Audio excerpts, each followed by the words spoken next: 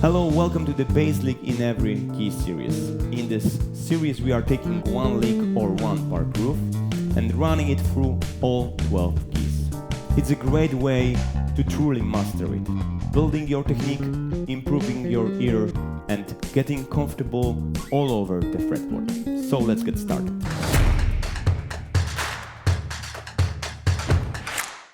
Okay, dominant chord lick number 4.